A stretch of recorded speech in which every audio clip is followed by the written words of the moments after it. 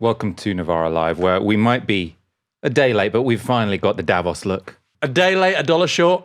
Coming up, Trump has landed in Davos and is insistent on taking Greenland.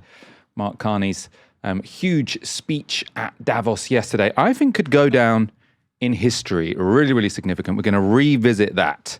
And Scott Bessant's shocking response to sanctions on Iran and Russia. He destroyed their countries and he's proud. Well, especially destroyed Iran. As you know, I'm joined by Bastani. If you'd like to support our work, you can sign up at novara.media.com/support. Donald Trump has landed in Davos and he really wants Greenland. It's the United States alone that can protect this giant mass of land, this giant piece of ice, develop it and improve it and make it so that it's good for Europe and safe for Europe and good for us.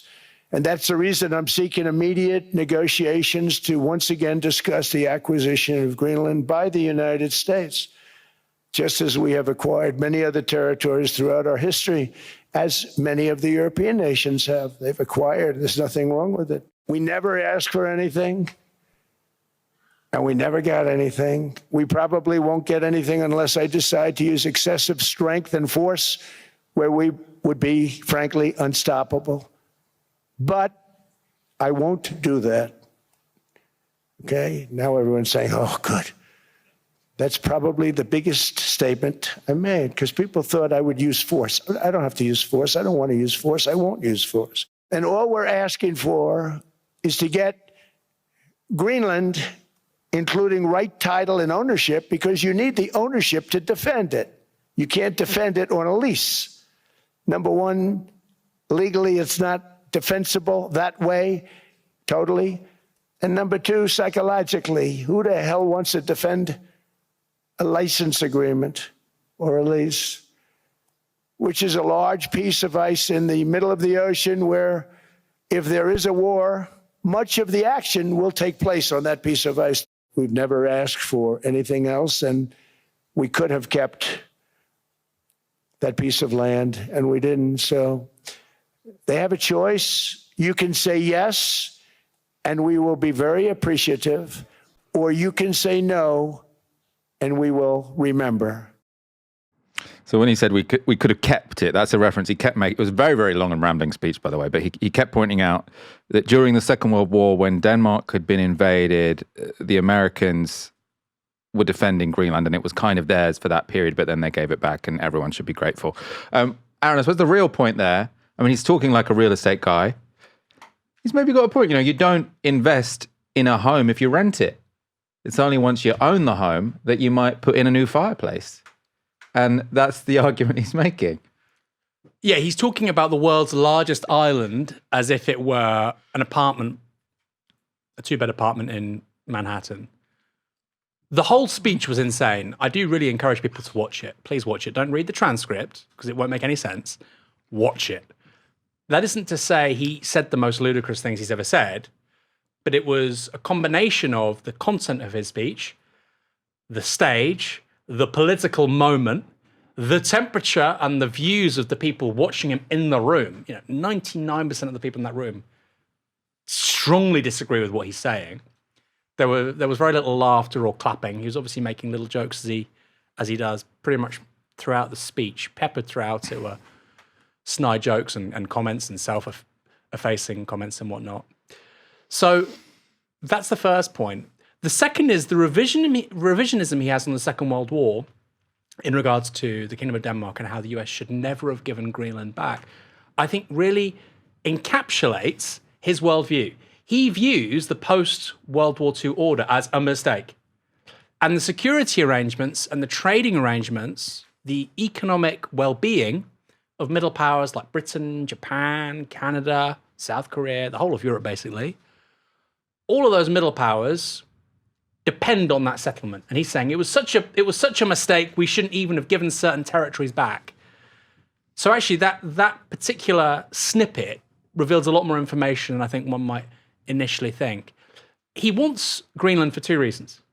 The first is national security. And that's not because Russia's going to take it. It's because it's a great place to put ICBMs. If you're the United States and you want to hit Russia with ICBMs, you go over the Arctic.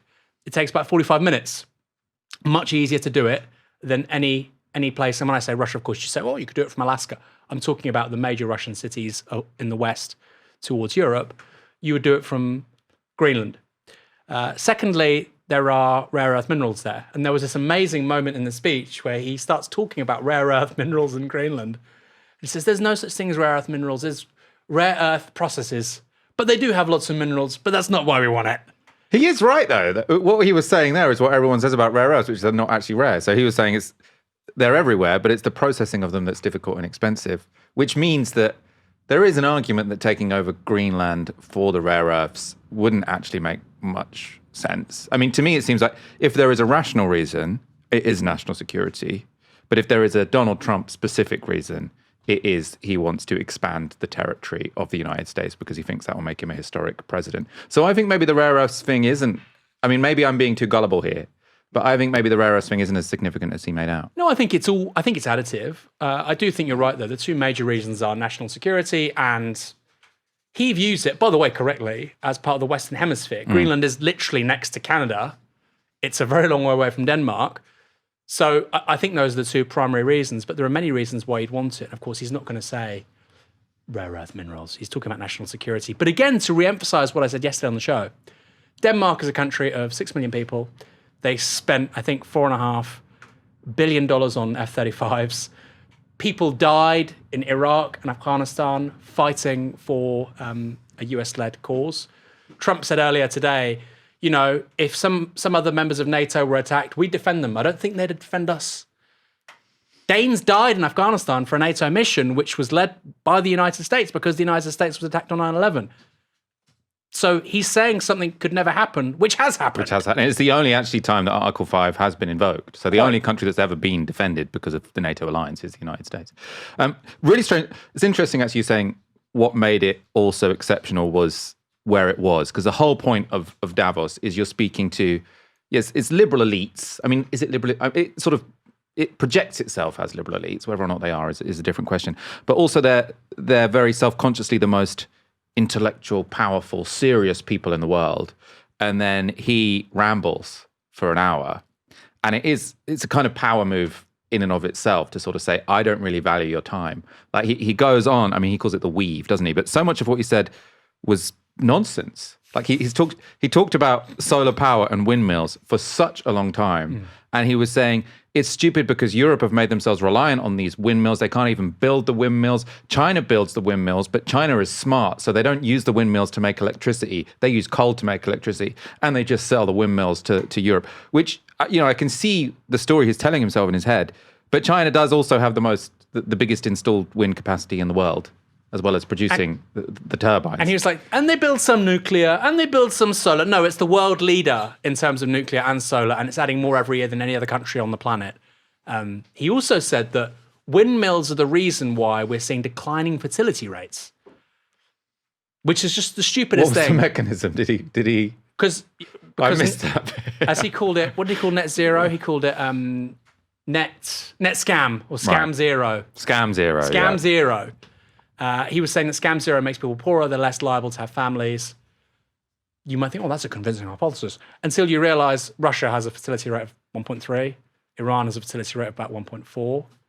Poland still used lots of coal a couple of years ago. Its fertility rates crashed. Yeah, I don't think we need to waste time on debunking the idea that the low birth rate is because people are turning to green energy. I'm just giving one example of he might have sort utterly ridiculous. Yes. And you're right to say he's saying the most ridiculous, ludicrous stuff.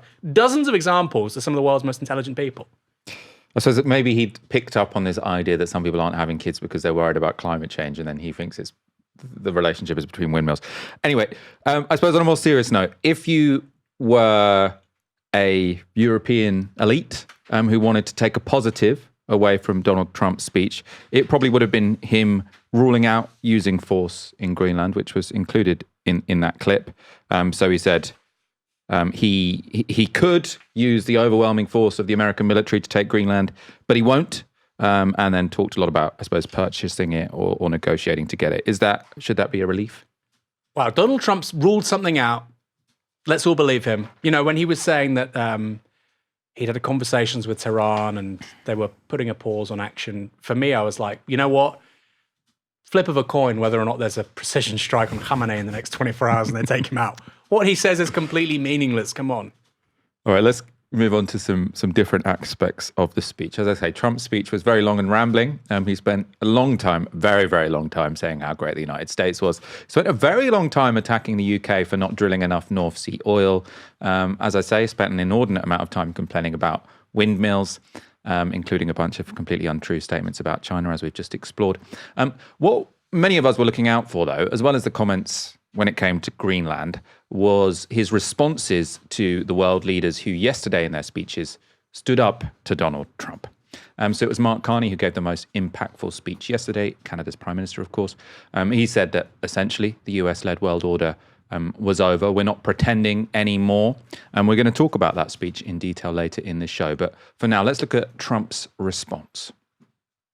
Canada gets a lot of freebies from us, by the way. They should be grateful also, but they're not. I watched your Prime Minister yesterday. He wasn't so grateful. But they should be grateful to us. Canada lives because of the United States. Remember that, Mark, the next time you make your statements. What we did for Israel was amazing, but that's nothing compared to what we have planned for the United States, Canada, and the rest of the world.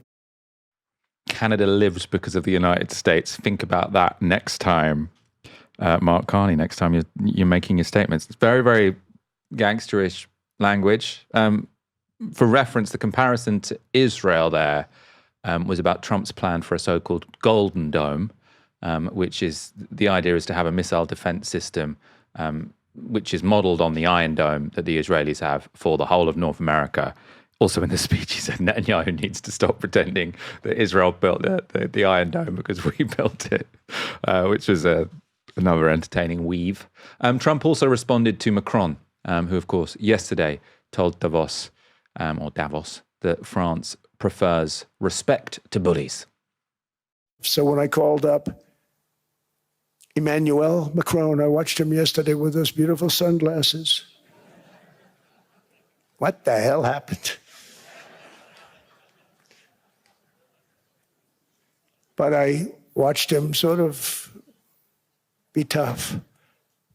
But he was at $10 for a pill. And I said, Emmanuel, and I have all the big pharmaceutical companies are in total agreement. It wasn't easy, by the way. They're tough, smart. But I actually started with Emmanuel, who probably is in the room too. And I like him. I actually like him. Hard to believe, isn't it? And I said, Emmanuel, you're going to have to lift the price of that pill to $20, maybe $30. Think of that. That means it's a doubling of prescription drugs. Might be a tripling, might be a quadrupling. It's not easy. No, Donald, I will not do that. I said, yes, you will, 100%. He said, no. You're asking me to double. I said, Emmanuel, you've been taking advantage of the United States for 30 years with prescription drugs. You really should do it, and you will do it. I have no doubt. In fact, I am 100% sure you're going to. No, I will not do it. Because yes, in all fairness, he has to double or triple. Because the world being a bigger place than the United States, it's not that you meet in the middle. You just have to go up some, and we come down a lot. They go up a little, we come down a lot. So we're at $130, they're at 10. So they may have to go to 20 or 30. No more than that. I said, Emmanuel, you're going to be doubling or tripling? No. I said, here's the story, Emmanuel. The answer is you're going to do it. You're going to do it fast. And if you don't, I'm putting a 25% tariff on everything that you sell into the United States and a 100% tariff on your wines and champagnes. And that's about 10 times more than what I'm requesting. And you're going to do it. I don't want to go public with it, but you may make me do that. No, Donald, I will do it. I will do it. It took me, on average, 3 minutes a country, saying the same thing. Sorry, that clip was quite long, wasn't it? But that was sort of the nature of Trump's speech, which was to go on these very long, meandering sort of anecdotes. Aaron, something is really emerging here, though, isn't it? Which is Trump seems to like deploying the power, which is, I suppose, embodied in making private conversations public. So sort of one of the things he did at the beginning of this week when he was sort of upset at the Europeans was he kept sharing screenshots of personal text messages that people like Macron had sent to him. And now sort of up on stage, you could just sort of feel the tension of all the European leaders watching it, thinking, what's he going to say about me? You know, what private conversation is he going to reveal here? I mean, whether or not his recollection of that conversation with Macron is correct or not is unknown. But this is a form of power he really seems to like to wield. Kind of, the kind of honey trap Epstein style thing of sort of having power by having secrets. Simon Cooper in the FT did a really good article about Trump last week. And he said, this guy isn't a fascist. Stop saying that. This is patrimonial power. This is almost prehistoric. This is a big chief in a hunter-gatherer collective, a couple of hundred people bossing other people around, saying, if you don't do this, I'll hit you. If you don't do this, I'll tell this person about what you said to me this other time. And I think that's right. Secrets and trading in information, brokering information is a big part of it. And yeah, the Epstein analog, I think, is right. But the way he's just throwing tariffs around, for instance, obviously, wine and champagne is a huge export market for France. And I believe the United States is the biggest market for those things. Elsewhere, he said that they should put a tariff of 200% on champagne. Now he's saying 100%, which indicates, it's just not very serious. Now imagine if you're a champagne exporter in France. You're thinking, well, the price in terms of my American customers might go up by $30 or $60. I don't know. I mean, how can you operate within that business environment? If you look at China, however, they've had massive tariffs placed on them in terms of their exports to the United States recently. I think on average about 50% tariffs now for China if they want to trade to the US market. And they just posted the largest trade surplus by any country ever, $1.2 trillion US. So I think Macron, Carney, who we'll talk about a bit in a moment, I think they're looking at what China's done, how they've survived these tariffs by diversifying their export markets. They're even looking at Russia, which survived extraordinary sanctions with regards to its exports of energy to Europe. And they're saying, well, look, if Russia can pivot, if China can pivot, why can't we? So far, the only two politicians with the gumption to kind of say that publicly are Macron and Carney. But actually, when you think about it, those two countries make the most sense. Carney is welcoming Chinese automotive manufacturers to Canada because Canada has no domestic automotive manufacturers. So not only will Canadians get cheaper electric vehicles, but if they start to build BYD cars or Xiaomi cars in Canada, it's Canadian jobs. It's a real net benefit for the country. Similarly with France, what are its big exports? Luxury goods, wine, champagne, handbags, suits. The most valuable company in Europe for a really long time was LVMH, Louis Vuitton, Moet Hennessy. And I think for those companies and that particular fragment of the French ruling class, actually really good relations with China is probably actually aspirational. It's something they really want. So I don't think it's a coincidence that Carney and Macron are the first to break like this. It's a bit of a different story. If you break it down materially, maybe you might say Germany too. China is a huge market potentially for their cars, although of course the Chinese manufacturers are already catching up, overtaking them in fact.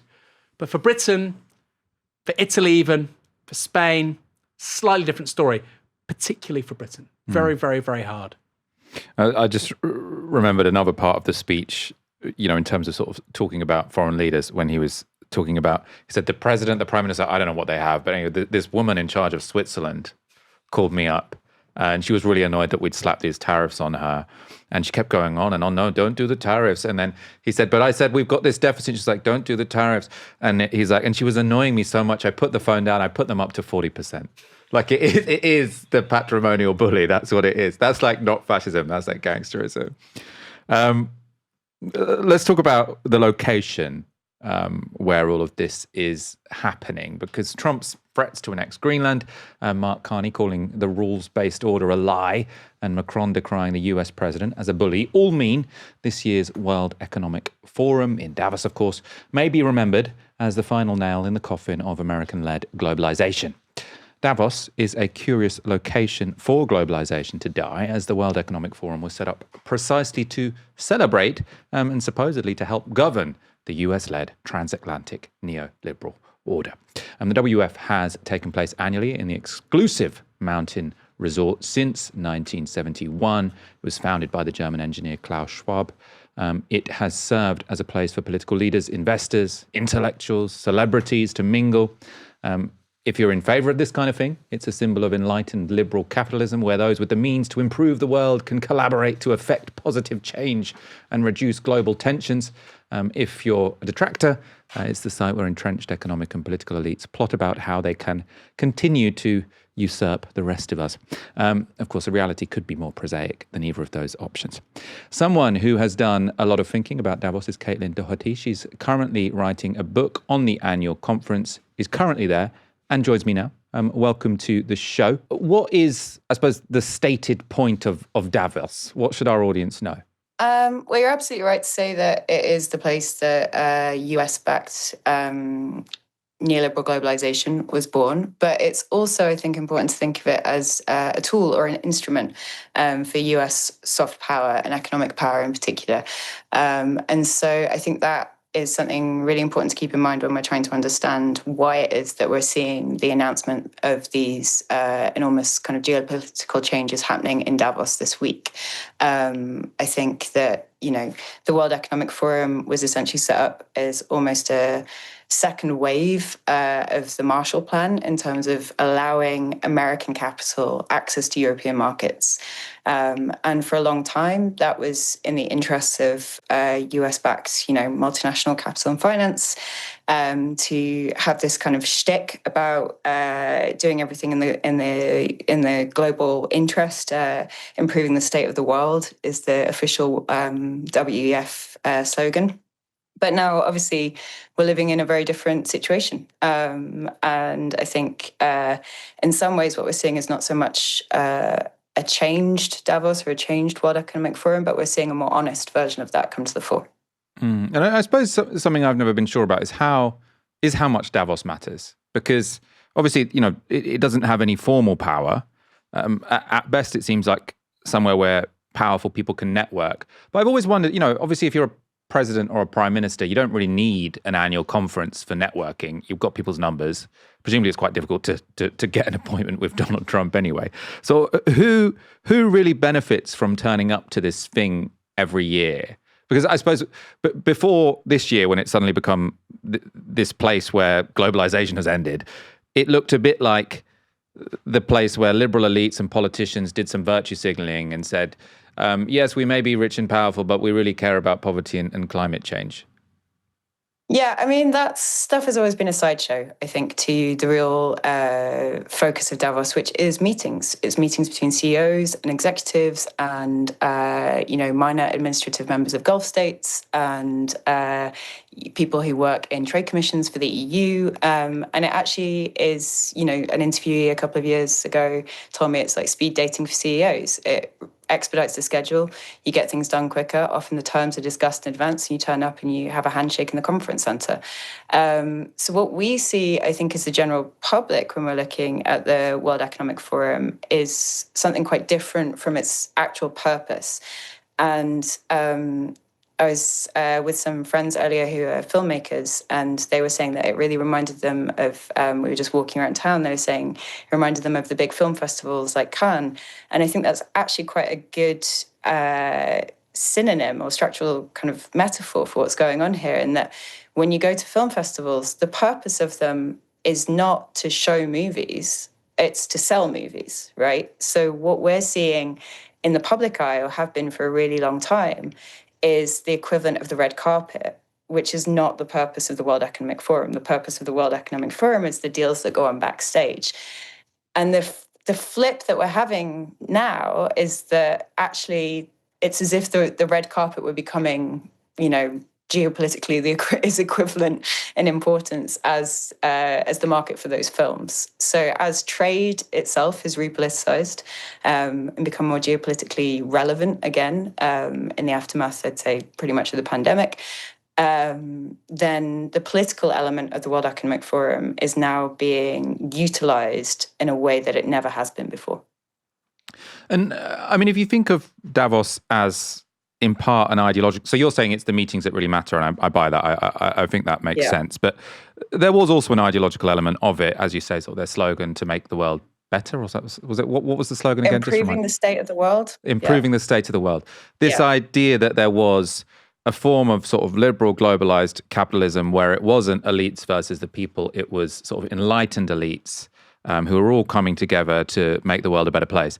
Clearly, a Davos with Trump headlining no longer has that image. That's not the message it's projecting. Do you get the sense that the organizers of Davos, or the people who are really invested in the ideology of Davos are feeling heartbroken, or are they perfectly willing to sort of conform to this new reality? Well, I suppose to answer that, we have to start thinking about the changes that have happened within the forum in the last year, and the position of this figure of Klaus Schwab, who, as you mentioned, was the guy who founded it. And I think really, he's the guy who's come up with terms that really haunt our reality now, like public-private partnership and Industry 4.0. And stakeholder capitalism. That was his big idea. So he really embodied this kind of, liberal globalization trend coming out of the Nixon era. And he imported a lot of that ideology, I think, back with him when he returned to Switzerland from a period in America. Now, he was ejected from the board of the WEF last year, and in his stead were placed Larry Fink, CEO of BlackRock, and also Andre Hoffman, who's the CEO of Roche Pharmaceuticals. Hoffman's a bit of a disaster. No one's really talking about him, but Fink's been everywhere this forum. And I think that in itself tells us something about this transition where we've moved from someone who is really deeply invested in a very liberal ideology and pushing that as a narrative for how capitalism was going to justify itself and justify its expansion, or at least the expansion of American-led multinational capitalism around the globe, to BlackRock, which already is kind of globally leveraged. Like it doesn't need to have an ideology; it just needs to be able to facilitate more deals. So I think as long as there is a motivation for people to come and continue using the forum for their deal making, which, as we were saying, is becoming increasingly a matter of political concern, then people in the forum aren't really going to be mourning the decline of NGO DEI style language that used to be around here. No one seems particularly heartbroken at all. And I mean, I suppose Davos started by European, very much about American influence, I suppose American hegemony, and then sort of European collaboration. How has it adapted to a multipolar world? Is a China and other countries sort of trying to get a big role at Davos, or do they see it as a sideshow and they're not particularly interested in getting involved? It's a great question. It's one that I've been really struggling to find an answer to. But I did have a really interesting chat this afternoon with someone who used to cover Chinese participation for the financial press there, and they were telling me that there's been a Chinese presence at Davos since 1979, but how kind of relevant that has been to Chinese businesses and the Chinese economy has been pretty minimal, I think. That was much more diplomatic until really the aftermath of 2008, when it became a way for Chinese companies to prove that they were able to compete on the global stage. There was a retrenchment in that during the pandemic, also to do, I think, with domestic strengthening of the Chinese economy. And now, even though we don't really see much evidence of it in terms of political participation from China, those meetings are still going on, but they're going on in a much more, as you say, multipolar way, where the Chinese businesses used to be looking much more to invest in Europe and America, and now it's much more global South contracts that they're looking for here. And that's also something I think to bear in mind, is the importance of Gulf states, particularly in the forum, and that's been a continuous theme here since the early 1970s. because they've got a lot of money and a lot of time on their hands. I think the rich people in the Gulf. Caitlín Doherty, thank you so much for joining me. My pleasure. Thanks so much for having me. Political speeches don't usually matter. You can normally predict what a politician is going to say, which is often just trite truism, something for lobby journalists to write up. Every now and again, though, a politician comes along with an address that defines a moment or represents a pivotal moment in history. Think of Charles de Gaulle launching the French resistance in a radio broadcast in 1940, or Martin Luther King laying out the moral ambition of a colourblind America in I Have a Dream, or Margaret Thatcher declaring that the lady's not for turning, and with it that there would be no return to post-war social democracy. Speeches like this don't come around very often, but we now perhaps have a candidate for a new one, and from a relatively surprising source. Mark Carney is the former governor of the Bank of England and the current Prime Minister of Canada, and at Davos on Tuesday he became the first Western leader to declare the end of US empire. This was his response to Trump's bid to annex Greenland. It seems that every day we're reminded that we live in an era of great power rivalry, that the rules-based order is fading, that the strong can do what they can and the weak must suffer what they must. And this aphorism of Thucydides is presented as inevitable, as the natural logic of international relations reasserting itself. And faced with this logic, there is a strong tendency for countries to go along to get along, to accommodate, to avoid trouble, to hope that compliance will buy safety. Well, it won't. So what are our options? In 1978, the Czech dissident Václav Havel, later president, wrote an essay called The Power of the Powerless. And in it, he asked a simple question: how did the communist system sustain itself? And his answer began with the greengrocer. Every morning, this shopkeeper places a sign in his window: "Workers of the world unite." He doesn't believe it. No one does. But he places the sign anyway to avoid trouble, to signal compliance, to get along. And because every shopkeeper on every street does the same, the system persists. Not through violence alone, but through the participation of ordinary people in rituals they privately know to be false. Havel called this living within a lie. The system's power comes not from its truth, but from everyone's willingness to perform as if it were true. And its fragility comes from the same source. When even one person stops performing, when the greengrocer removes his sign, the illusion begins to crack. Friends, it is time for companies and countries to take their signs down. So that was a big start, right? First off, Carney is comparing the US-led world order to the communist bloc, which is already pretty unusual. Obviously, the implication being the communist bloc collapsed, and he thinks that the American empire is going to do the same. He's also saying that, like Eastern Bloc communism, in his sort of analogy, the US-led system only works because people think it's in their interest to pretend they believe that it works, and it's just. So we're saying it's time for Canada and time for everyone else like Canada, the middle powers, as we'll see later in the speech, to start telling the truth, that they no longer believe it, right? So this is a system that's lasted for 80 years. And Mark Carney is essentially saying there, for 80 years, we've pretended that this is all good and fair. We've pretended that the American empire we've pretended that the American empire isn't an empire. We've pretended it's a rules-based order. We're not pretending anymore.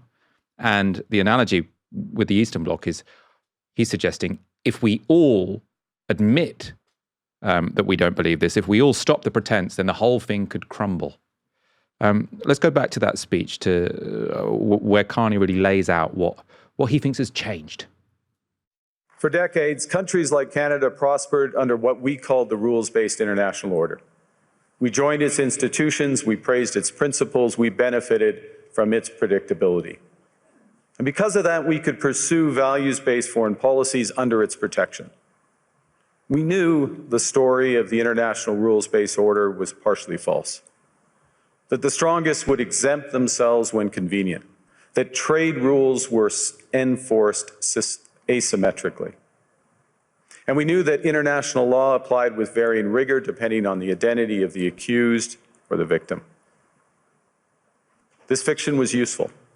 And American hegemony in particular helped provide public goods, open sea lanes, a stable financial system, collective security, and support for frameworks for resolving disputes. So we placed the sign in the window. We participated in the rituals. And we largely avoided calling out the gaps between rhetoric and reality. This bargain no longer works. Let me be direct. We are in the midst of a rupture, not a transition.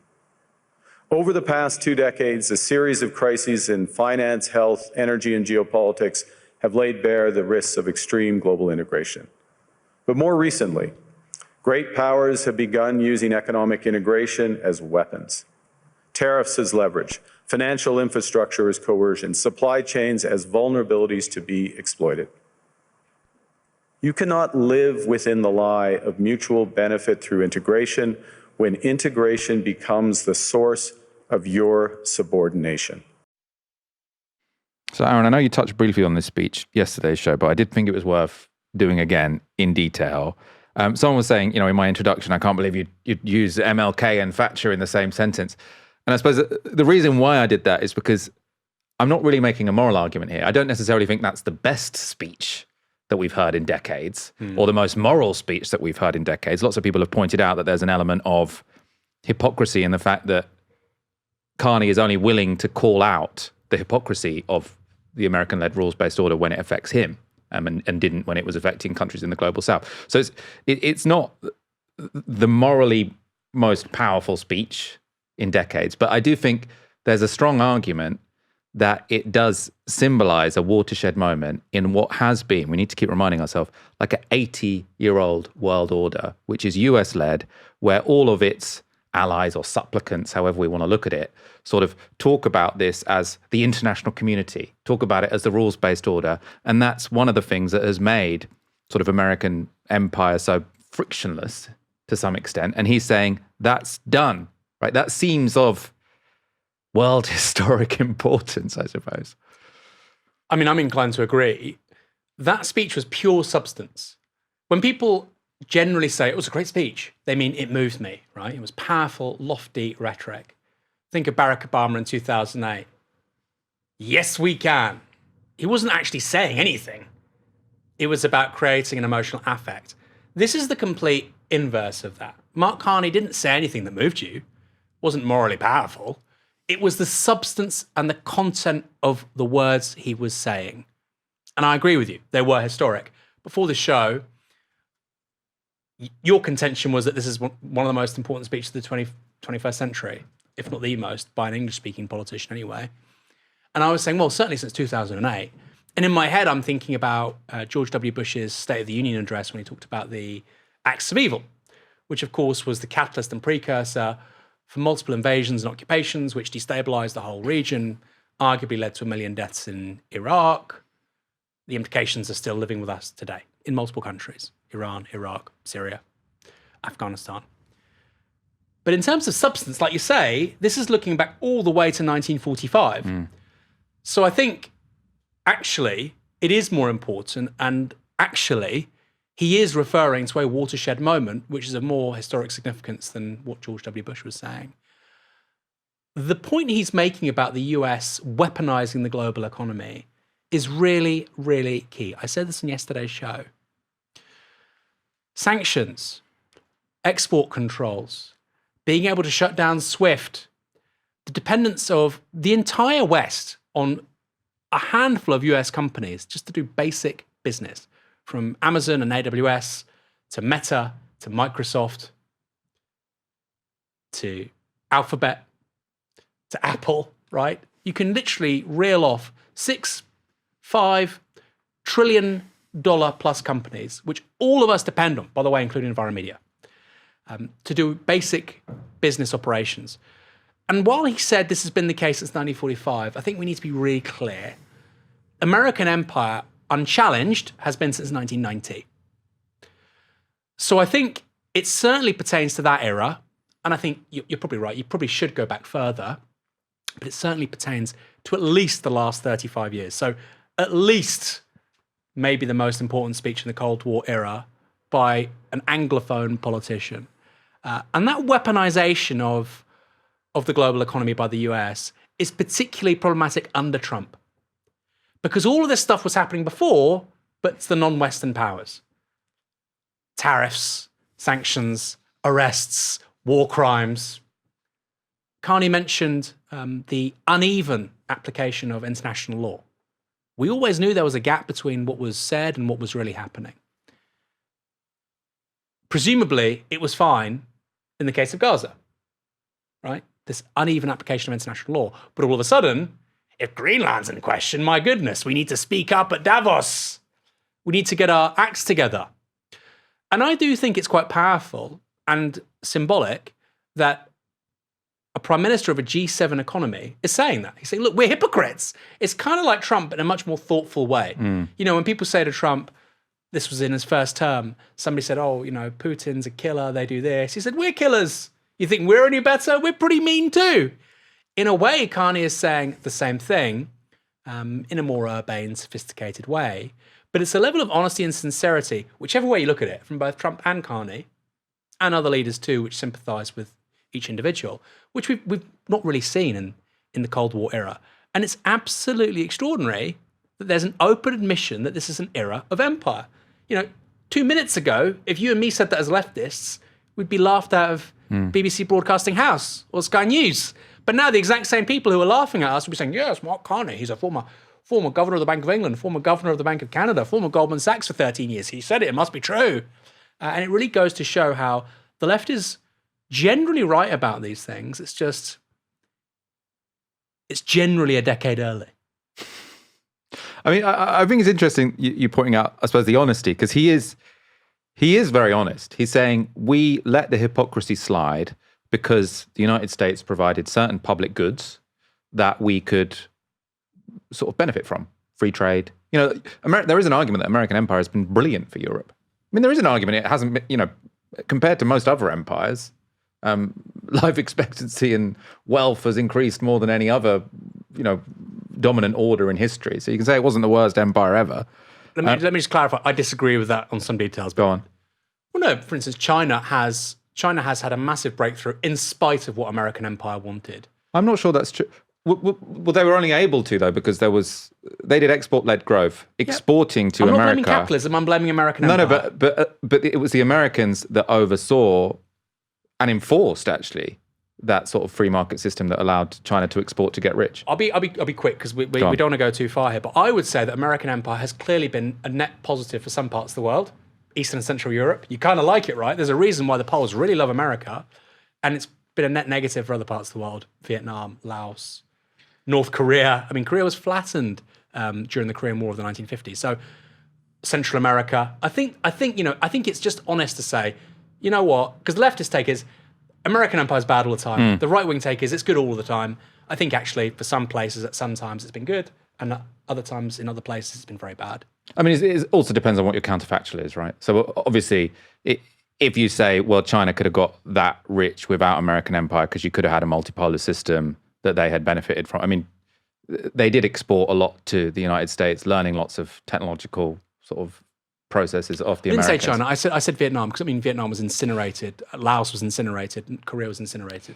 I want to talk about a different aspect of this, which is this Václav Havel sort of analogy, because I think that what Mark Carney is suggesting is it's not a speech which is just important because he's announcing something. He's not just announcing his attention. He's not telling you about something which is happening independently of the speech. He's saying, in me giving this speech, I am changing the world, is essentially the point.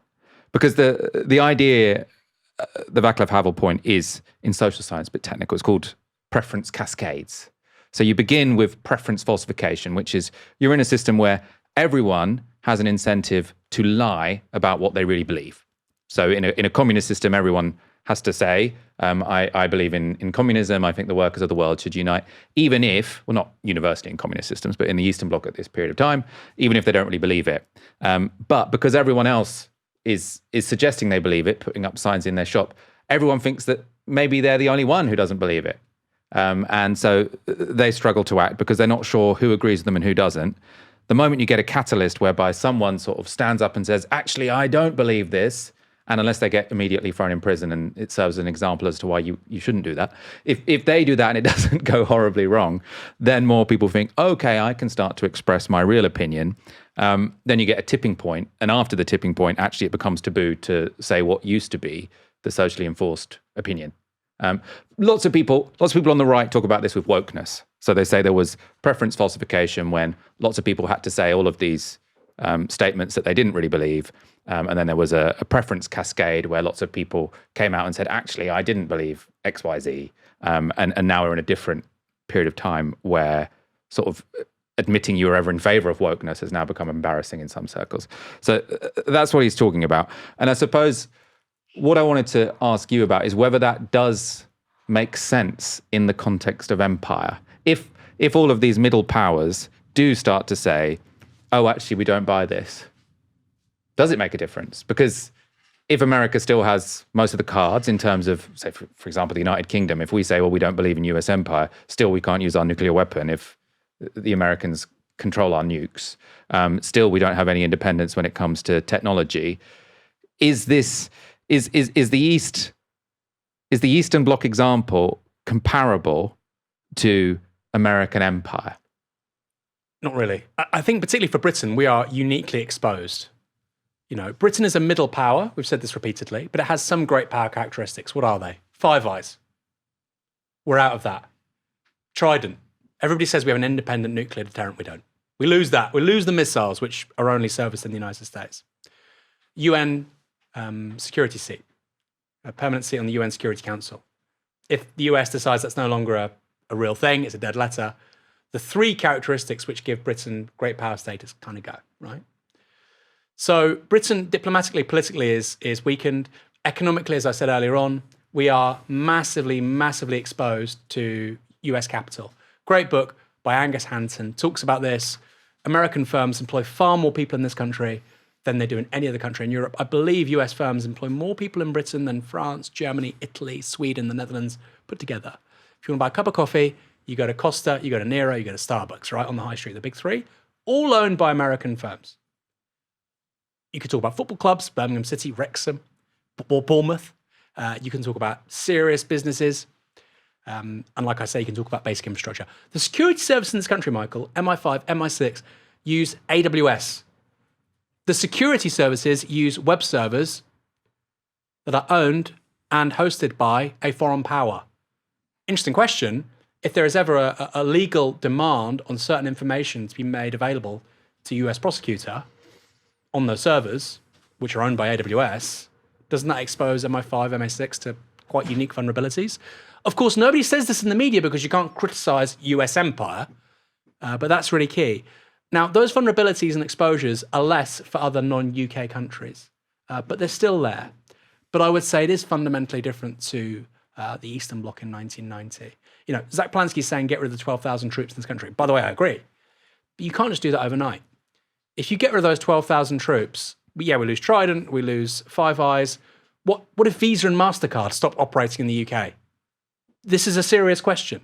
Will your business survive if Stripe disappears? If you're a small business and you have a coffee shop in Bermondsey, South London, and you need Stripe to have a basic business model and Stripe is cut to the UK, will your business survive? Serious questions.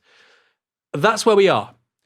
And I think our political class needs to get alive to this really quickly. We need to be building alternative infrastructure, payment systems, digital platforms, all kinds of things really, really quickly. We need to be doing it in partnership with the likes of Canada, with France. We can, of course, build some of those here in the UK as well. Some of them already exist. By the way, there is a UK equivalent of Stripe, right? We should be emphasizing the adoption of that. But there are huge vulnerabilities here. So it's not just somebody said something and that's the end of it, like woke, quote unquote woke. By the way, I'm a big woke guy personally, right? But somebody said it and then we said, oh, actually, yeah, we were wrong all along. This is different. Empire has very material implications and underpinnings. We talked about Carney's argument as to why countries like Canada must break with the president. Not the president, well, the president and the president, actually. Let's look at what he said about what to build as an alternative. The multilateral institutions on which the middle powers have relied, the WTO, the UN, the COP, the architecture, the very architecture of collective problem solving are under threat. And as a result, many countries are drawing the same conclusions, that they must develop greater strategic autonomy in energy, food, critical minerals, in finance and supply chains. And this impulse is understandable. A country that can't feed itself, fuel itself, or defend itself has few options. When the rules no longer protect you, you must protect yourself. But let's be clear-eyed about where this leads. A world of fortresses will be poorer, more fragile, and less sustainable. And there's another truth. If great powers abandon even the pretense of rules and values for the unhindered pursuit of their power and interests, the gains from transactionalism will become harder to replicate. Hegemons cannot continually monetize their relationships. Allies will diversify to hedge against uncertainty. They'll buy insurance, increase options in order to rebuild sovereignty. Sovereignty that was once grounded in rules but will increasingly be anchored in the ability to withstand pressure. This room knows this is classic risk management. Risk management comes at a price. But that cost of strategic autonomy, of sovereignty, can also be shared. Collective investments in resilience are cheaper than everyone building their own fortresses. Shared standards reduce fragmentations. Complementarities are positive sum. And the question for middle powers like Canada is not whether to adapt to the new reality. We must. The question is whether we adapt by simply building higher walls or whether we can do something more ambitious. So Carney is talking about if these sort of centralized, American-led global institutions begin to break down, what middle powers should do is they should make lots of sort of bespoke different alliances for different purposes. So he talks about the coalition of the willing in Ukraine. He talks about a G7 buyers club, which I hadn't actually heard of before, but apparently where countries get together so they can get better deals when purchasing sort of key goods. I don't know, maybe buying chips or buying rare earths, I'm not sure. Obviously, if you're a bigger buyer, you can get a better deal than if you're just one small player. Talked about trade deals with ASEAN, so that's the East Asian nations, India and China. It is kind of, I mean, you mentioned third worldism on yesterday's show, didn't you? But he is sort of suggesting neither Washington nor Beijing. And there are lots of economists who are very, I suppose, skeptical that that can happen. They sort of say you do have to, if you're a small country, you do have to pick your alliance. I suppose it might be the case that the EU, if this plan is properly followed through on, it might be the case that the EU becomes a regulatory superpower it's wanted to be for a long time because Canada, Britain, Australia, and then a bunch of other middle powers decide to align with the EU's regulatory orbit because it's now more trustworthy than the Americans. I would say it's bigger than the EU. I'd say we're looking at the emergence of WBW, the West beyond Washington. So Sergei Lavrov has talked a lot about the political West, and Branko Milanovic also talks about the political West. And again, this was another term that was verboten in the British media. You couldn't talk about the political West because, of course, the subtext is that America is an empire and we are the subordinate sub-imperial powers, which we are. But I think what we're now seeing is the detaching of the rest of the political West from the US. Some exceptions, Israel, right? Maybe one or two other places. But for the most part, there's that detaching happening. And the question is, how formal can it be? For now, it's ad hoc. So Carney's saying that countries like Canada or Britain or Japan will conduct bilateral treaties and there'll be ad hoc coalitions that respond to crises like the war in Ukraine. But I suspect that's not a long-term strategy. So either there'll be some kind of new body that's created. I suspect there might be. At the same time, I think that these countries, these middle powers, Australia, Canada, UK, France, Germany, Japan, South Korea, Taiwan, which have real shared interests, I think they'll try to protect as much as possible of the old international architecture, from the WTO to the World Bank to actually things like the ICC and the ICJ. interesting pressure points when you think about it, which are relevant to things like Gaza, all of a sudden. So I think there'll be multiple things happening, but they absolutely have a shared interest. You said neither Washington or Beijing. This is about creating a fourth power in global affairs. Neither Washington or MAGA, actually, neither MAGA or Moscow or Beijing. These are the three major powers that Trump recognizes in world affairs: Russia, China, the United States. And I think this coalition of middle powers is becoming realistic, that they'll have to work with one of these three countries if they want to achieve certain ambitions. I think Russia's pretty much off the table for Europe, right? The US is clearly an unreliable ally, and that's why Macron and Carney have both thought about China, particularly if you want to reindustrialize. If you want to reindustrialize, you're going to need Chinese know-how and Chinese capital. Both Carney and Macron have said that. So I think it's a very coherent worldview. I think it's a very coherent strategy. Like I say, given Russia pivoted away from its energy markets and did pretty well, given China pivoted away from US exports and just recorded the biggest trade surplus in recorded history by any country, I think there are precedents there, and I think there's a good example to follow. The question is, can other leaders of other G7 or middle power economies step up? Carney is an impressive person. I don't agree with his political views necessarily, but this guy was a deputy central banker almost a quarter of a century ago. You can kind of tell he's so comfortable and competent at the highest levels, despite only being prime minister for less than 12 months, because this has been his world for almost 25 years. Macron, again, I don't agree with him, but he's clearly a very able politician. Is the same true for Starmer? Really? Is the same true for Meloni? She's very good as an orator and as a political operator, but does she have a vision for her country outside the existing world order? I think maybe Sanchez is up there as well. But that's the key question for me. Do these countries have the political leaderships to do this? Because all of them have been socialized and made their lives in a political moment, which was the end of history. They haven't even had to think about these questions, which is why I think Carney's quite a unique figure. Because he's been a central banker, he's had to think about this stuff very deeply for a very long time. But I think in that regard, he's quite unusual amongst the Western political class outside of the US.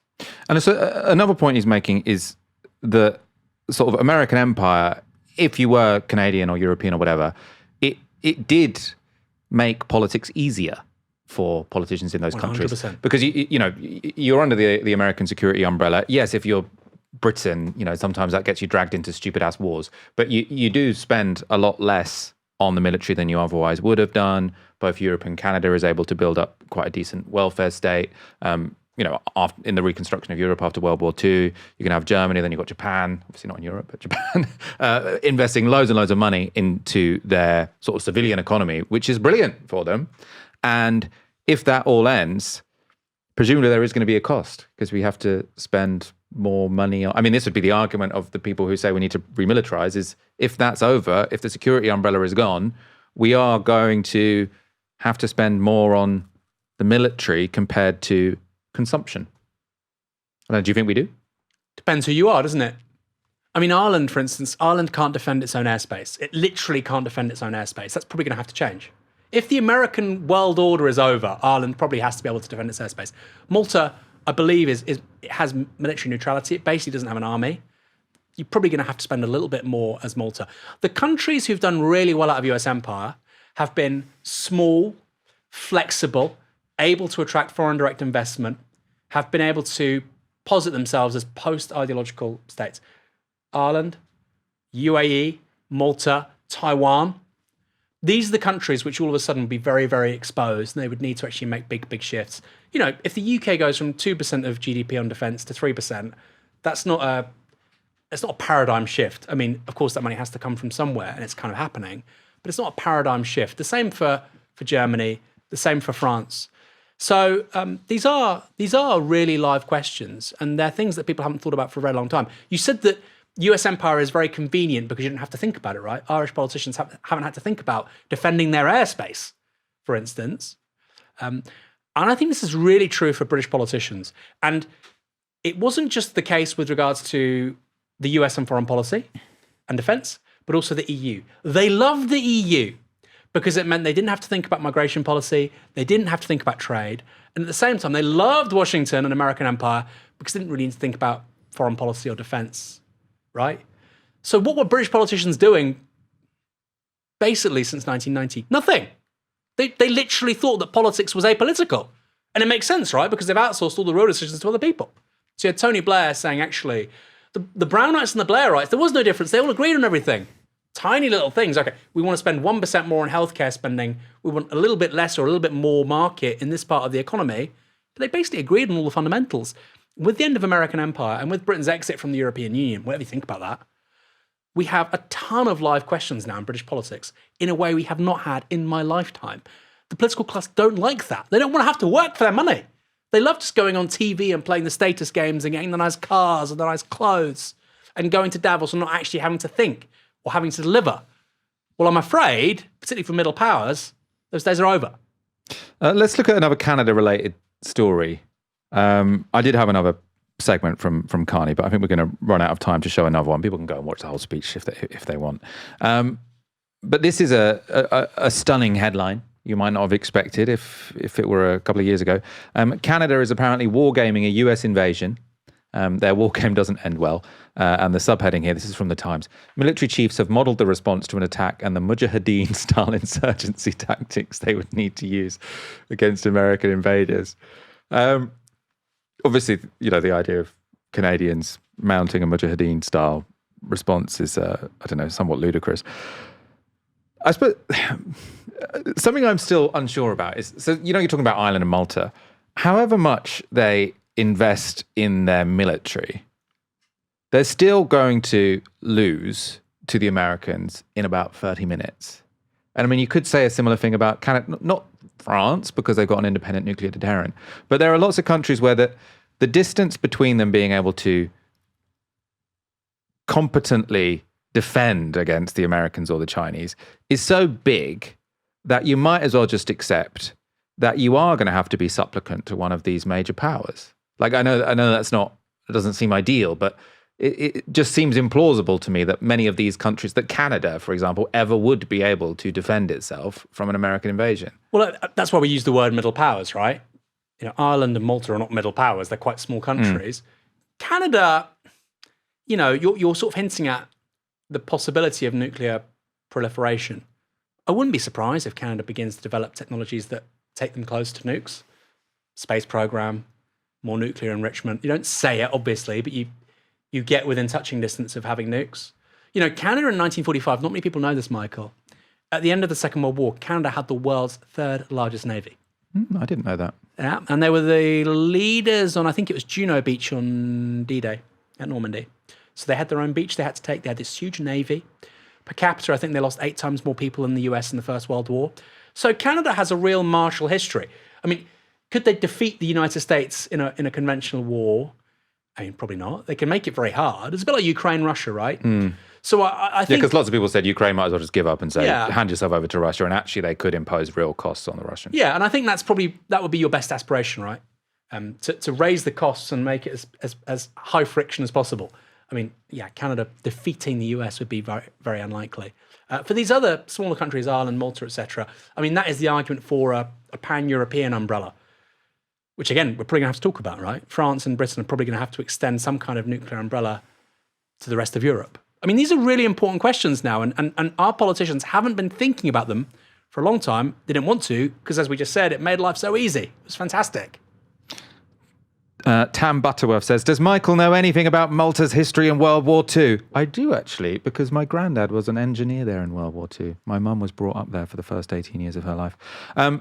Malta is Malta proves the rule, which is that they were part of the British Empire at the time. So it was the British military. I mean, I presume actually some of the Maltese, I mean, maybe many of the Maltese bravely defended Malta, I'm not sure. But the military capacity was from the British. Correct. So that's kind of the argument that was the question I was posing, which is, can small powers defend themselves without becoming supplicant to an empire? I think you gave an interesting answer. Just be clear, my wife is Maltese, right? And her granddad remembers Stuka dive bombers coming after them as a kid. So, you know, we have Not that we're right necessarily, but we have some idea about what we're talking about. We've got a with Malta. surprising amount of Malta knowledge. Surprising. Due to family connections. Before we go on to our final story, we have an event coming up. Join us for the first Downstream IRL of the year, where Aaron Bastani will be sitting down with our very own Ash Sarkar for the London launch of her book, Minority Rule. That's on the 16th of February, 2026, at 9:30 at the Earth Theatre in Hackney. These events are brilliant. I'm doing the warm-up for this one. I never get to attend these, but... the undercard. Yeah. Is that what it's called? In boxing, yeah. I'll accept it. Anything to add? Why people should buy their tickets to that? Come along. It's going to be the first event of 2026. Ash is obviously amazing. You're amazing, Michael. I sound like extemporizing. As an undercard, you know. Extemporizing like Trump. You're amazing. Great guy. It will be a great event. These events have been fantastic. Last year's were phenomenal. Come along. Have a few drinks. It's a great space, Earth and Hackney. The link is in the description below. They are great fun. I love YouTube. I love podcasts, but nothing beats getting out there, meeting people, talking to people. We don't have enough of it. Of course, we know not all of our audience is based in London. Hopefully the majority of our audience is not based in London. And we're working on taking our events on the road more often. There have been a couple in Manchester. So do stay in the loop by signing up for the Downstream Newsletter. That's a weekly send from Ash or Aaron to go alongside each episode, packed with exclusive insights from our guests. And since this is a recorded event, signing up means the episode will land straight in your inbox once it goes live, along with all the fun behind-the-scenes extras. Head to novara.media/downstream newsletter to sign up. US Treasury Secretary Scott Bessant was asked whether his sanctions on Iran and Russia had been successful, and his answer was pretty shocking. What do you want to say about sanctions, something else you've been working on, of course? What are you planning there in terms of Iran and the impact there? Do sanctions actually work? And the same question with regard to 500% secondary sanctions or tariffs on countries who purchase energy products from Russia. Okay, so two things there. There are Treasury sanctions. And if you look at a speech that I gave at the Economic Club of New York last March, I said that I believe the Iranian currency was on the verge of collapse, that if I were an Iranian citizen, I would take my money out. President Trump ordered Treasury and our OFAC division, Office of Foreign Asset Control, to put maximum pressure on Iran, and it's worked. Because in December, their economy collapsed. We saw a major bank go under. The central bank has started to print money. There is a dollar shortage. They are not able to get imports, and this is why the people took to the street. So this is economic statecraft. No shots fired, and things are moving in a very positive way here. A very positive way. I mean, we're talking in the previous section sort of about Mark Carney saying the rules-based order was always a bit of a sham, and that the Western powers went along with it because they were provided some public goods. It worked out for them, basically. But I mean, this is a really classic example of how there isn't really a rules-based order, because that's Scott Bessant saying, we, the United States, decided to destroy the Iranian economy, and we did it. Yay. Brilliant. We didn't even have to fire a shot. And obviously those sanctions weren't, I mean, there have been some UN sanctions imposed on Iran, but the sanctions which destroyed the economy, there was no international agreement about them. That was the whim of one country, the United States, who decided we have the financial power to completely wreck this country, which is quite similar to invading a country, really. And brilliant, it worked because we've collapsed their currency and now their people are rebelling to some degree against their government. No shots were fired. Well, actually, there were quite a few shots fired if you were looking at Iran in the last couple of weeks. At least 2,000 people have been killed, according to Reuters. I think that's, as a source, that's second to none. I think it's probably a lot more than that. Large numbers of state forces have been killed, besieged, police, etc. I'm not suggesting that's important because they should have your sympathy. I'm suggesting that's important because it generally happens in the early stages of a civil war, right? If you're killing hundreds of police officers, members of the army, the besieged, which are paramilitary in the country, that generally isn't what happens with protests. There's organised violence, which, like I say, is a precursor to civil war. So shots are being fired, and that's an outgrowth of the sanctions. The sanctions have been absolutely about destroying the Iranian economy. Interestingly enough, everybody's talking about Trump, everybody's bashing Obama. The sanctions get hardcore under Obama, and Congress backs them. The president isn't so sure. The sanctions against the Iranian central bank are in 2012. And that's when the screw is really turning. And then you have the secondary sanctions. So anybody dealing with an Iranian firm also gets sanctioned. So all of a sudden you have a small Swiss or Austrian bank has an account. This happened, by the way. Iran was taking bids from companies that wanted to build nuclear power stations in Iran. They said, if you wish to bid, you need to pay a bond of 50,000 euros, I think it was. The details were an Austrian bank. The Americans found out what this bank was. They said, if you don't stop this, we will sanction you. That bank would become insolvent. They would be destroyed fundamentally. And so, of course, they stopped working with the Iranians. So it's a complete cutting off. It's a complete severing of Iran from the rest of the global economy. It will destroy Iran. It is destroying Iran. So people are saying, oh, the Khamenei and the IRI, the Islamic Republic can hang on. Militarily, they can, right? The IRGC is 100,000 plus people in the country, highly organized, ideologically very aligned. I don't really understand how you can survive these kinds of sanctions long term. They will just turn the country into Afghanistan. They will just, drive people into misery and utter poverty. And of course, there will then be a political response to that. So this idea that it's fine, it's not so bad, it doesn't kill people. And I speak about this with personal experience. My aunt had cancer in Iran. She couldn't access cancer treatment because of sanctions, good cancer treatment. She could get it privately, but of course that requires money. She has £15,000 worth of savings. Guess where? HSBC. Can she get those savings? No, right? So wealthy, powerful people in Iran can still get good services. The middle class can't. The working class certainly can't. And sanctions punish them most of all. So this idea that it's effective, it's working, I don't agree. I think sanctions in the short to medium term empowered the regime because it disintegrated the one thing that could offer a domestic political alternative, the Iranian middle class. That's been destroyed now.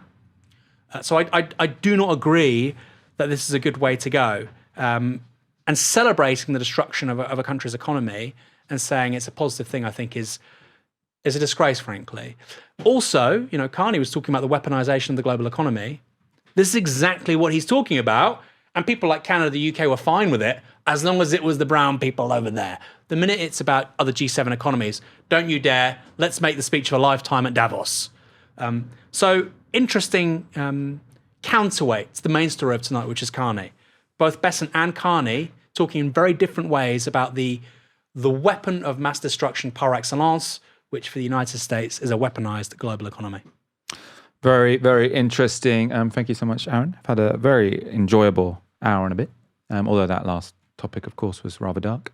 Thank you all for watching. Come back tomorrow for another episode at 6 p.m. For now, you've been watching Novara Media. Good night.